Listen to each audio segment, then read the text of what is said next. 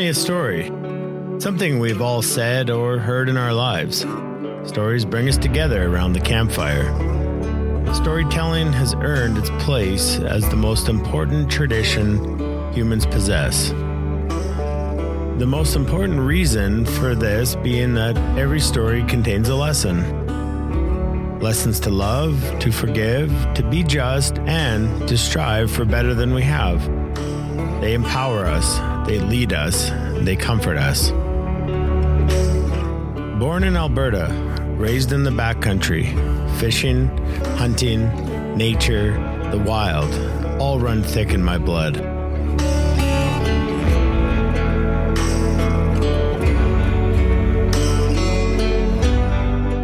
Growing up a Canadian boy, I had a similar dream to most other boys my age here, to make the NHL. When that dream was yanked from beneath my feet, how could I carry on? My story is full of hope, inspiration, joy, heartbreak, heartache, and resiliency. My name is Dana Lattery. I'm a fly fishing guide in southern Alberta, an ex-professional hockey player, and a storyteller at heart. Having spent the past decade guiding thousands of fly fishermen from all over the world, I've heard so many stories that paralleled mine.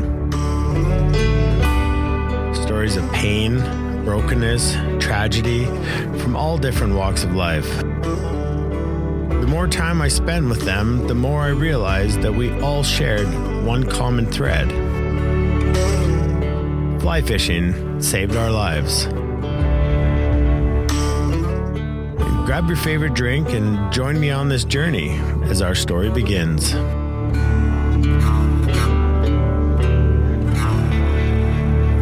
right, welcome back to another episode of Fly Fishing Saves Lives. I'm your host, Dana Lattery, and today in the studio we have Mr. Stephen Lyle.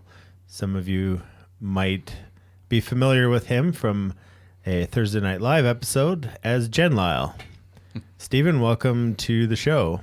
Thanks for having me. Looking forward to it.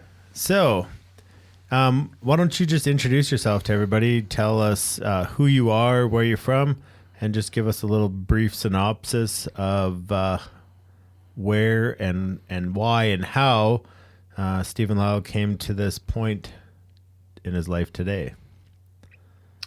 Do you mean the point of fly fishing today, or my general everything today? Yeah, just kind of give us a backstory, is like where you're from, kind of where you're raised, just a little. If I give you 30 seconds, you can cram it all in, and then we'll unpackage all that stuff and kind of bring you back to the fly fishing side of things. Okay. So my name's Steve Lyle. As a kid, I moved around a lot with my family till I was in probably about grade 7, grade 5. In there, and I ended up living back where my mom was raised in Sundre, Alberta, west of Sundre, on my grandma's and grandpa's cattle farm. Played a lot of hockey. That was kind of my two true passions, hanging out there at the farm with my grandpa and playing hockey. And then I went on to doing oil field work and played hockey senior level and competitive for quite some time.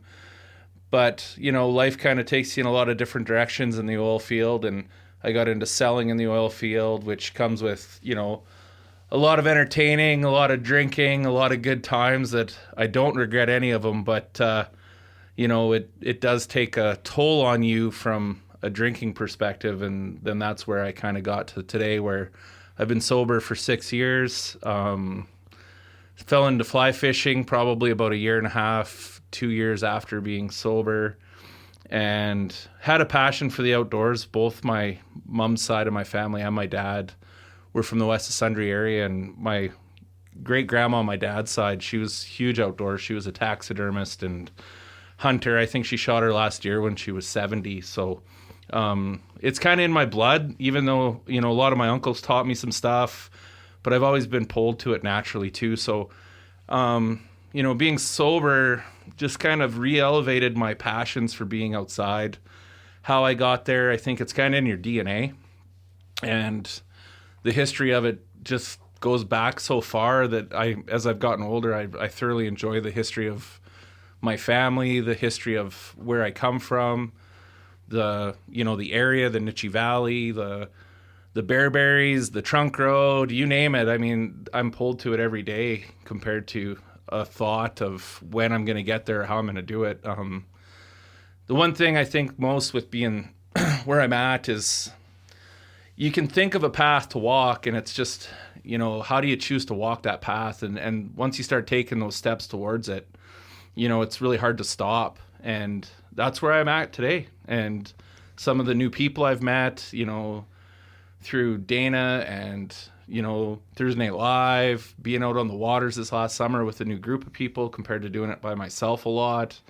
It keeps growing that I would never have expected.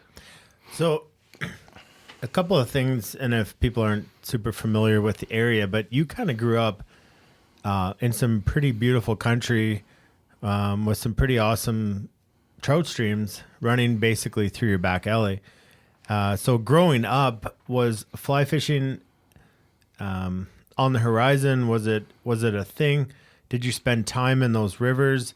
Where was kind of your first introduction to fishing? So I fished when I was young, but it was never fly fishing. I mean, that wasn't something that my family did. It was kind of conventional spinners, streamers.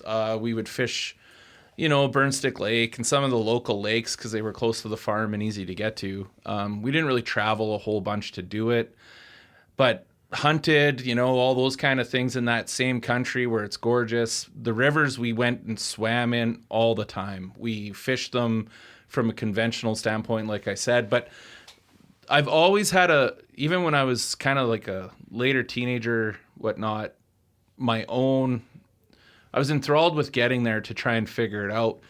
But then there became the financial part where, I was working and busy and I wouldn't have had the means to do it then. I'm fortunate enough now that I do and can figure it out. But I was always pulled to trying it, and it wasn't anything that somebody had really introduced me to. It was just something that I've always had an interest in.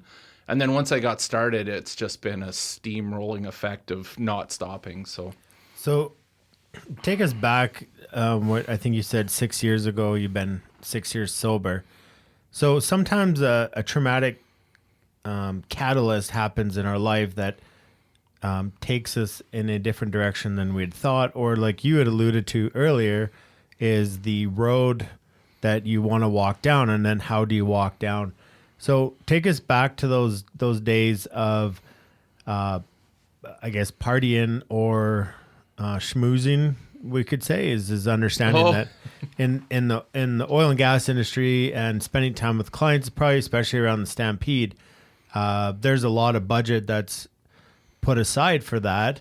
And so just let's go back to those days, because obviously Sure. you've been sober for 6 years. So I want to kind of explore more what happened 6 to 12 years ago. Yeah, no, and I have no problem with that. So basically, I mean, I always like to have fun, and that wasn't, just the downtown entertaining, although it grew into that. And I don't regret any of those times. I mean, I'm sure there's everybody that's partied or had a good time or done it has overdone it and regrets situations that they may have done. But I mean, I've got a lot of friends and good people that I've met from those times. When I look back on it a whole bunch, it kind of grew. Like, you're playing beer league hockey, you have a bunch of beers, and when you like to be social, you kind of grow. And then I was working oil field, and it kind of just kept going. And then I was more successful, ended up in downtown Calgary. And that's when, if you're a successful salesperson down there, they don't really tell you never not to do it. As long as you're making money for people, it's kind of this open envelope where you can drink for free. And my body could handle it for, probably 8 years of time. And then I was starting to feel gout and other bad stuff that, Senior citizen things. Yeah, exactly. So, it came to a point where it was somewhat health, but there was also some, stuff in the cobwebs there saying like, this is enough. And you kind of start to, your own thoughts become, and people call it, if you've dealt with alcoholism at all, your own demons. And I definitely had those. I don't try and share them publicly a whole bunch. I love this platform. I love helping you out. And it's also, it's interesting for me because I don't really open up this envelope a whole bunch for people. And I think this is an opportunity to kind of explain who I am, but it also hopefully helps other people understand that it's okay to have your demons. And if I were to look back, I don't regret any one scenario. Like, I've been to NFL football games where I partied and had a blast. But then I've also done an experience that's sober, and I had a great time. Same amount of fun, but different perspectives. And I would never say one was better than the other, and I would never want to change what I learned from either scenario, but I don't want to go back to the old one for many different reasons. But I learned a lot from that time in my life. Was it the correct model? I think a lot of people would say no. But, I think there's a part to it where people say alcoholism and it goes straight to a negative, where there's also a learning there. When you're living that lifestyle and you're trying to figure out who you are, you might not come out of the bad part soon enough, but, you should never look at how it's all bad. There's learning perspectives from both sides. And that's where I think I've grown so much in dealing with that. I did it cold turkey. I didn't ask for help, look for help. If I had one regret when I did make that change, I should probably have tried a little help because I would have come to more resolve faster. I'm there now, but I think I would have been able to figure it out quicker without having a harder time when you have to quit. What's one catalyst that made you wake up and say, I gotta, this has to end? Well, there was the main one was I was always in pain, gout, and my kids were very young, and I didn't want to be like a drunk dad. It just was something I never wanted to do. I quit because of health really is, the main part. I couldn't get on the floor and play with my son, and he wasn't quite one. My daughter's a little older, and daughters follow their dads around until they will always. So I never had a problem with that. But the first 2-3 months, then I think, I felt better. I was starting to, just genuinely, the mornings were better, everything, and I could get on the floor. And then I started to feel and see a connection with my kids so quick into quitting. Like, when you're drinking lots, 2 to 3 months seems like a very, very long time. When you're not drinking, 2 to 3 months is a very quick time, So it's all in perception and perspective. But for me, the first 2-3 months of quitting, you're having a lot of, I usually see my friends at this time and have beers Friday afternoon, and that might lead into too many, and then I feel crappy all weekend and all that stuff that goes on. Where I started to see the connection with my kids and my family and my wife and all of it. Not that my marriage was never bad through drinking. And it's not that I ever had a problem where people were like, you need to quit or else. Like, I did it all on my own. And I think other people get into situations a lot different than mine. Yeah. So for me, it was a very personal decision for the betterment of me. And I think the rewards of just, you can't calculate what they're going to be when you start. Mm-hmm. You get to figure it out kind of as it goes. So, and sometimes you just have to get to those awakening moments, watershed moments, which is a word that we're going to hear a lot, throughout these podcasts, and understanding that you wanted to change. Sometimes it's just as small as you feel you can't get on the floor, or that you're not as active as you could be if you weren't hungover every single day. And then through self-reflection and those small changes, it leads to 6 years sober, where something you're not going back saying, I don't think it was a big deal. I can go back to having a case of beer every week. And I do know from other guests that I've talked to or that are going to be coming on the show, the alcoholism absolutely took over their life. Like it owned them. And so I think it comes at people at different levels. And for you, it's pretty cool that you had that self-reflection to make that change without probably having to get that deep that it was kind of forced upon you, where it starts to change your life. Interesting thing about that is in your sobriety, fly fishing shows up. Yeah. And so being someone who grew up in the Red Deer River area, with a lot of really cool trout streams like we talked about, what now brings you back to, What's your introduction to fly fishing? Why fly fishing? I don't, you know what? I honestly can't put my finger on the pulse of that, a whole bunch of why I picked one. I think I've always had an attraction for the rivers and the streams more than the lakes. As a kid, I did. And then I do remember taking like spinner stuff out and fishing and going, well, this is hard. I'm always stuck on logs, frustrations kicking in, all of it. And I mean, you just watch fly fishing and it's an art. Like it looks, the presentation it's of it. Therapeutic just to watch it. And I mean, I can't say like how me getting involved in it was a passion from the start, but just I was drawn to it from my like of the rivers. I tried to spin cast them, wasn't very successful. And then I had bought some gear. I was going to go out and try and figure this out because I had started spin casting again after I got sober. But I caught a couple fish, but it was like I'm hung up lots and I didn't really understand how the rivers worked either from a fish perspective. Yeah, I know the water flows out of the mountains and goes into the Dixon Dam, but that doesn't tell me, where fish hide. I had an idea, but it's, and I'll tell you this much, not most, but some of my ideas were wrong. So one of my brothers actually asked me if I wanted to go to a fly fishing school. I'm like, well, I can't figure this out on my own. Like I'm a very competitive individual, which I think you know. Yeah. Yes. And when you get me fishing, it's really hard to stop me. I don't like coffee, other than before we go and after. And I don't like to sit. And sometimes my rod has to get taken away from me so that we get back before dark. And that's fine. I can attest to that. Yeah. But so I took the fly fishing school with my brother, and it cleaned up so much of the education part of how the river works, where the fish are, a little bit better into the casting theory and how to cast better. I've always picked up on stuff very quickly, which drives the real Jen Lyle absolutely crazy. The actual real Jen Lyle. And she gets quite pissed off when she sees how fast I pick stuff up, from a good place. And so once I took that school, it's kind of been, you go out there and you're not always second guessing yourself. Like everybody can have a bad day fishing, but what is truly a bad day fishing? Not catching any?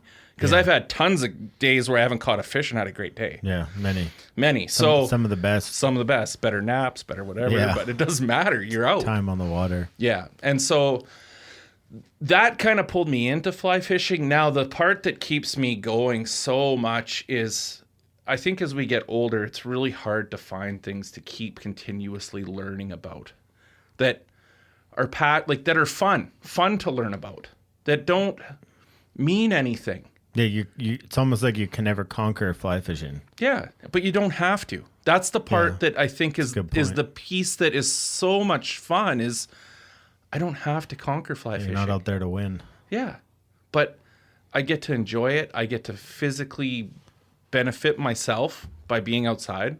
I get to mentally help myself from being with my family when I choose, or my own personal solo missions where I find them therapeutic. Yeah. And the friends that I get to build from a different perspective that I never have had. And that's the one thing too. Not that I don't love my hockey friends, because I truly do. Not that I don't love the sports that I've played and the people I've met. Love every bit of it. You get to meet people that come from a different walk of life than you do. Yeah. When you do get involved in these groups. Yeah, the fly fishing stuff. It's interesting how there's kind of this common tie that bonds us all together. That you try to talk about a river and how a river works to somebody who doesn't fly fish, and maybe even a spin fisherman, and they don't quite understand that same, spiritual aspect of standing or being in a river. Interesting point you brought up, just kind of correlating between why you enjoyed fly fishing and stuff that kind of got you out of the drinking and the downtown sales pitch, is you said that fly fishing was super enjoyable because you didn't have to win. It wasn't competition. And so I'm asking the question, do you find at one point that transition from high pressures, downtown schmoozing, winning contracts, winning sales, winning people over, that every time you went into one of those, the stakes were high, and it's exhausting probably. And now with fly fishing, it's probably harder than closing sales sometimes, most of the times. Oh yeah. But yet the understanding is I don't have like expectations for me on the river today are zero. Yeah.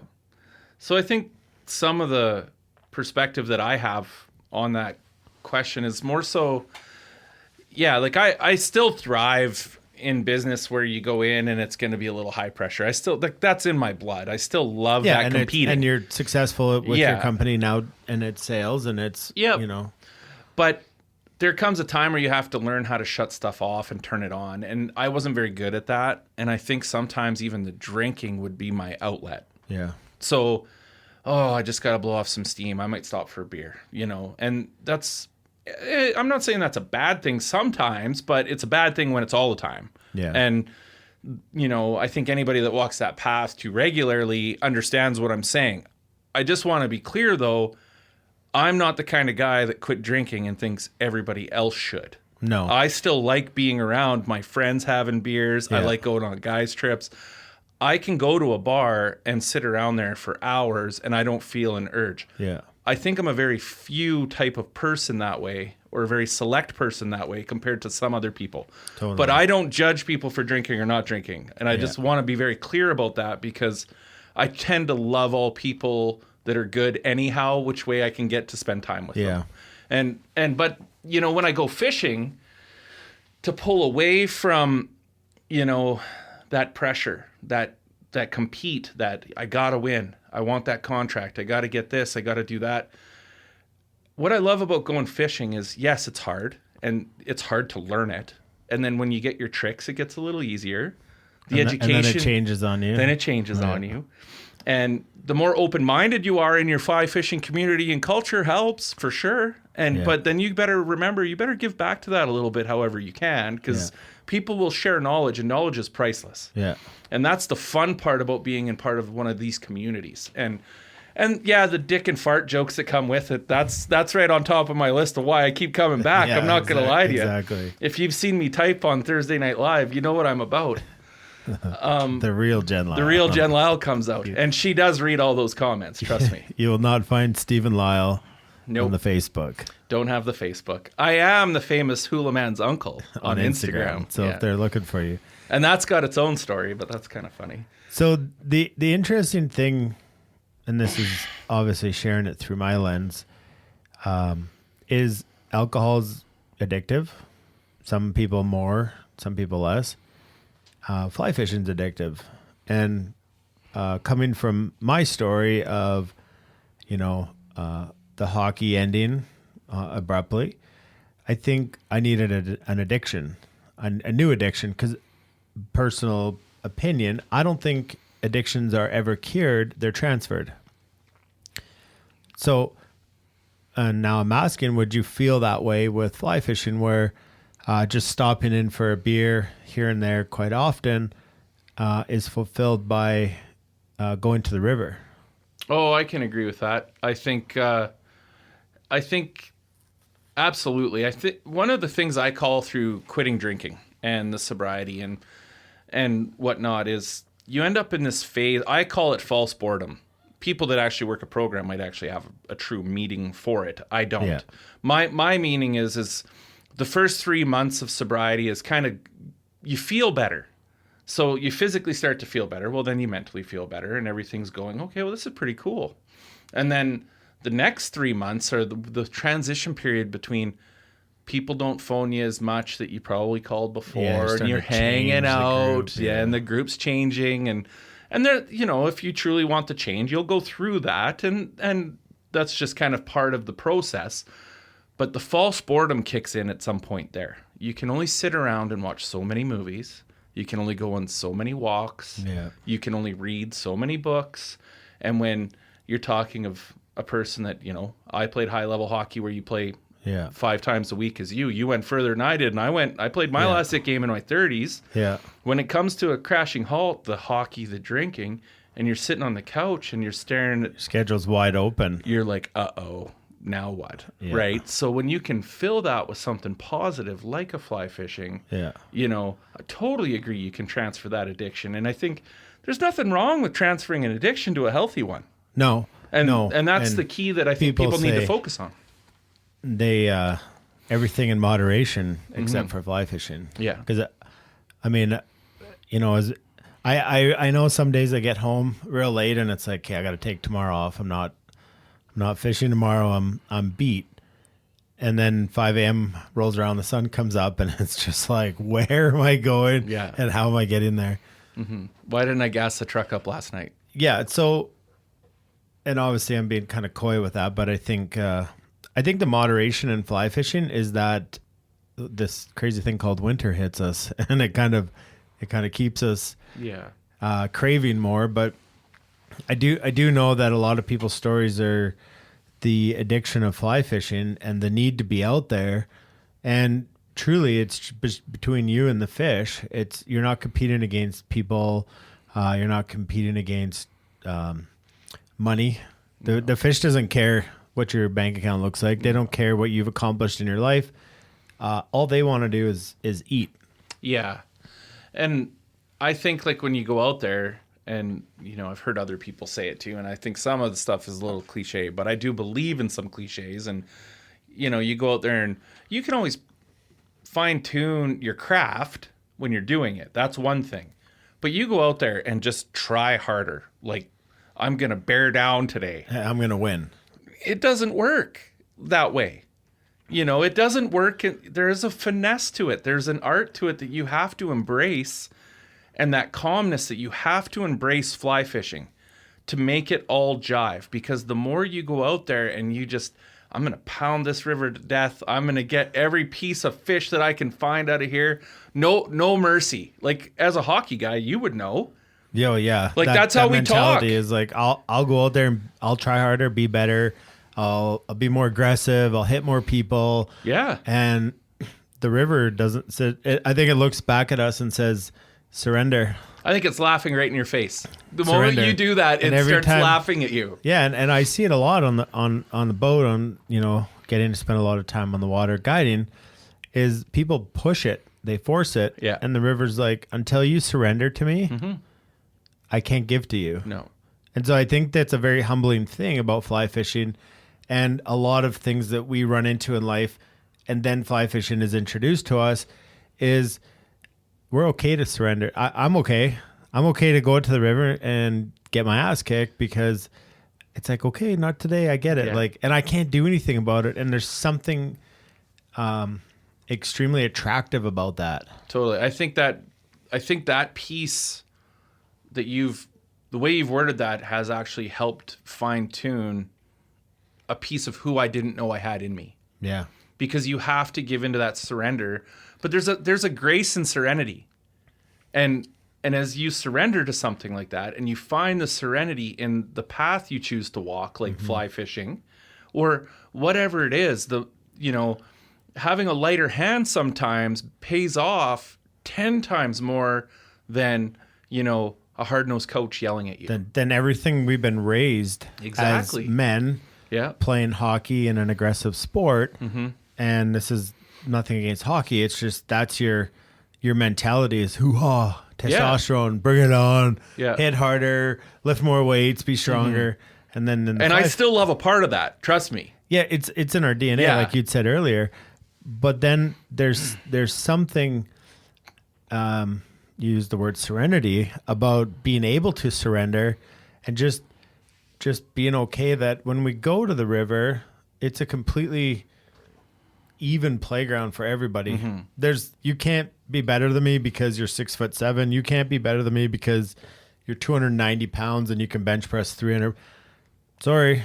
Doesn't work that way. Sorry. Nope. And that's extremely exciting to know that there's somewhere in the world that we can go and we're okay with that. It's not a label. It's not, oh, you're a wuss because you couldn't cast that far. It's like, no, it's something you can work on, and it doesn't come, and there's just no judgment out there. Absolutely. They don't look at the color of skin. They don't look at your background. They don't look at where your parents came from. The fish are just looking at your fly. And if you can present it effectively, They might eat it, they might eat it. but they might not. They might not. And then you got to Yeah. hook them, and then you got to fight them, you got to land them. You got to do all those other things right for a moment to have a little bit of a dance and then maybe a photo and let them go and try to do it all again tomorrow. I think that's a crazy addiction that I'm okay to admit I have. Yeah. Well, it's like a junior high dance, right? You're afraid to ask the girl, and some of them say no. And the next most thing, of them most say- of them say no. And then you, But Jen Lyle said yes. and she asked me. Oh, That's the real there you truth. go. That's the magic. Yeah, that's magic. But you can get that fish. You got to court it almost in a way. And then when you do all those things in the order that you just named it off at, and you get a chance to take that picture with it, or you get that Or chance, just your memory. the memory. And then, I mean, I fully invest into releasing fish. Yeah. I want my son, my daughter, all of them to catch the same fish I did. And I want it to be there for everybody. But that memory of that moment, that time, and I put that fish back, and then all of a sudden you go, hey, I get to have those moments because I've taken the time to invest myself into something that helps my soul. Yeah. For many different reasons, and give back to the happiness of being at the river and watching my son, jump. Experience the same Well, yeah. thing, yeah. I mean, I don't know how many times I've watched him flopping in the water behind me, and I catch a trout and head, and I'm going, how did that even happen? Yeah. Because I can be as quiet as I want forever and not catch one. And then I got to light a fire, and he lays there butt naked on the rocks. So, Well, you know. and that's going back to my point of there's no judgment. Is sometimes you can go ahead of me and do everything right, and I come behind you, and it's just happenstance that it all works out. And so therein lies the fun of it. Is you can get better at it, but sometimes it doesn't matter. Doesn't matter. It doesn't matter. Yeah. So, a couple questions before we wrap it up. If you could answer the question, how has fly fishing saved your life? In 30, 40 seconds, what would you say to people?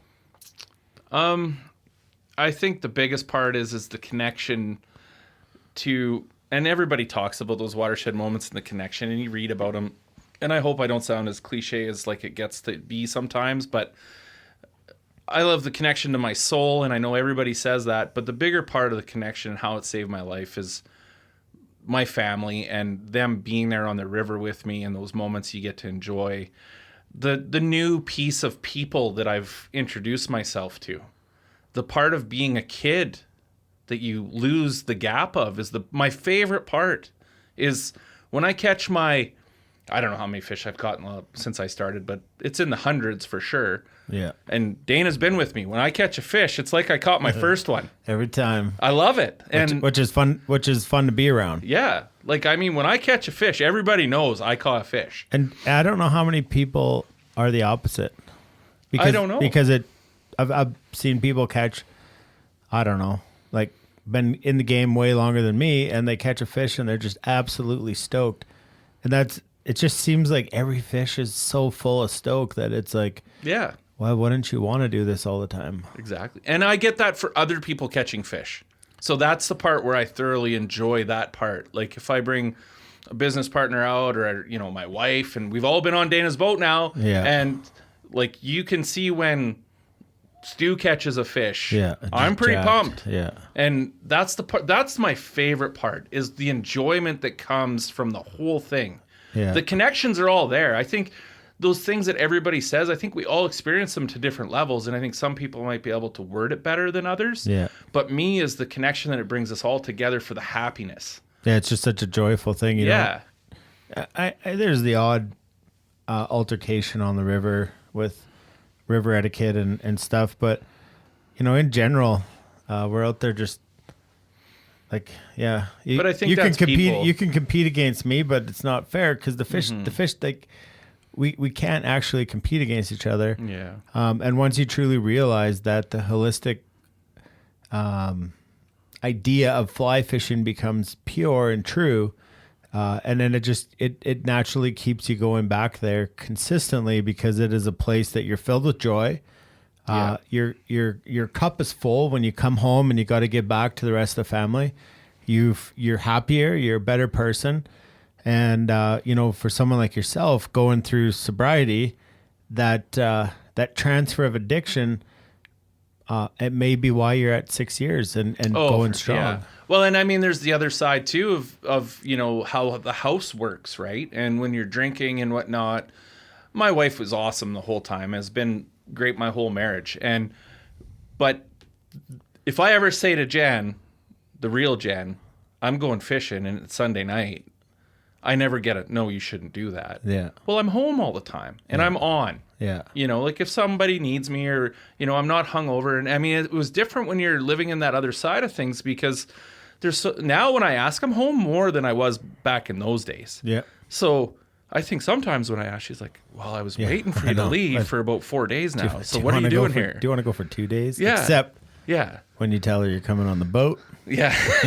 she doesn't let you leave without her. Don't even let me talk about them. Yeah. And the debate for the front seat. Yeah. So, it's awesome. It's I know you've said a few times cliche, but it's not cliche because it is truly what everybody experiences. And that's this common thread that hence the podcast is hearing people tell the same story all the time. And that's the magic in it, is that it's once you get into it, it does save your life. It really does, because back at the start, you talked about this road that you want to go down. And I think having the elixir of fly fishing definitely helps keep you on that road, battling demons that come up.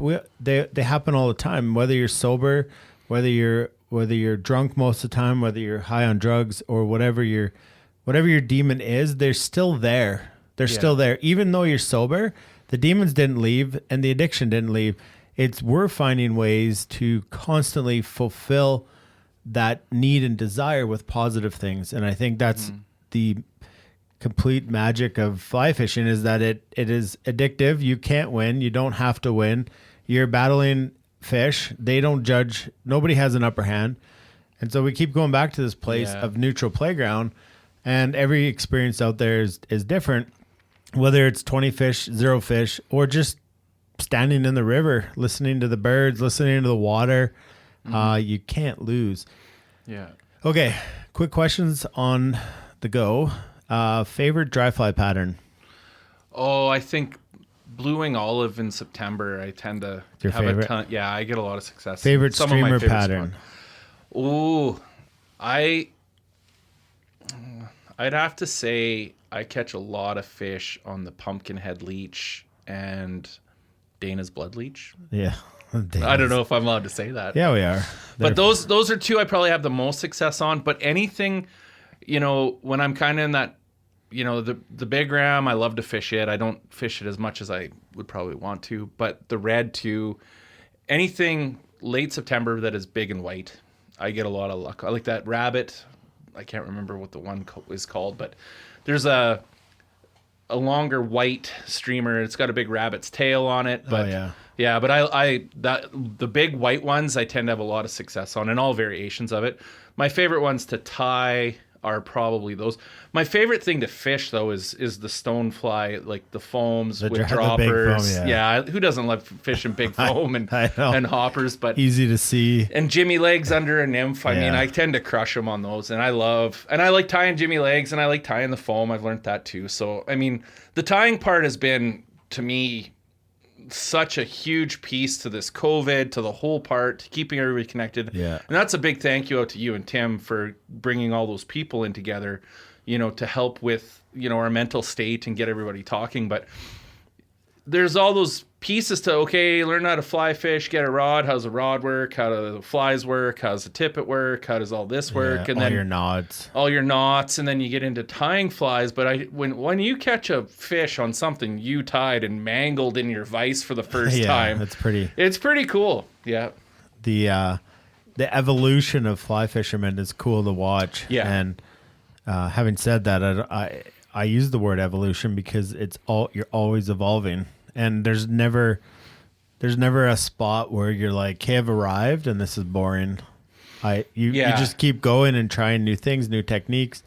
The the everything's evolving, and so at that you can't win. No, and I think when you're going through that evolution, I don't care if you're, like I'm probably 5 years into fishing now, fly fishing, but I don't have the experience some other people do, but I think I've got a pretty good skill set for how long I've been doing it. But that doesn't mean anything. Like you could have 25 years in. If you can't be open-minded to look at how the young guys are doing it, or the guy beside you. One of the biggest things is the guided trips, that you take. If you don't take advantage of that person being your coach for that day, you're not going to come out with new tools, new successes, new pieces that you can put into your toolkit that just help you make those days on the river more fish successful. Because it doesn't mean that days where you don't get fish aren't successful. But if you want to have more fish successful days, put yourself into environments that are going to help you learn. Yeah, giving up in your odds. I always say that on the boat. Today's a game of odds, and we just got to do more things right than wrong. Yeah. And we can catch fish doing things wrong. That happens. But I guess, the worst thing you do is spend your money in an environment like that and not listen to your fly caddy. Yeah. No, it's your guide can be your caddy. Like it's the end of the unpaid shameless plug. Yeah, I liked it. But appreciate time spent with you on the boat and getting to know you in the fly tying, and I think last spring you went out and got your whole setup, and you've just been hammering out flies and tuning into Thursday Night Live, and a huge supporter of that. We thank you for that, and all the support that you've given us over the summer. Last question I got before we take off here is, what is your favorite fly rod? Oh, and do you that's have a loaded one yet? question. No, I don't have one. And yes, it's loaded. Probably the Orvis Helios. Helios, 3. 3, every day of the week. Yeah. No, until Dana takes it away from me and makes me float to the truck. Cool. Well, Stephen, appreciate you being here and sharing your story. It's not always easy admitting things and sharing our weaknesses or our past and things that brought us to where we are. And looking forward to many more days on the water with you. Oh, I can't wait for the water. Thanks for having me. And I hope my story helps people walk their path easier. Don't be afraid to walk your path. Whatever you think, and it might not be right the first time, just don't be afraid to walk a different path or a new path, especially if one seems like it's coming from a positive direction. So and if that's my food for thought. Finding the people to walk with you. Yeah, don't be afraid to ask for that too. Yeah, totally. And if that was my downfall, is I think it's okay to ask for help. Yeah. And I never did that enough. And looking back, I'm good with who I am and I'm good with how it happened. But if I were to give anybody advice, don't struggle with it. Yeah. Take the time to find the good people out there, and they're there. Totally. You're going to have to make a commitment to them, but, to make it work. But that commitment's also a commitment to yourself. So huge. I hope this helps people. I don't know if it will, but, Well, every time we share our story, I think we spread our light. And if one person out there feels a little better, a little more comfortable where they're at, then telling stories has done their job. And again, Stephen, thanks for coming and doing this. If you're listening to this podcast for the first time, or maybe the nth time, is that even a word? And you say to yourself, I can relate, and I truly know that fly fishing has saved my life. If no matter how big or how small your story is, our stories are ours, and they're meant to be told, and they're meant to be heard. And like me and Stephen said, if this just has the power to change one person's life, then it's all worth it.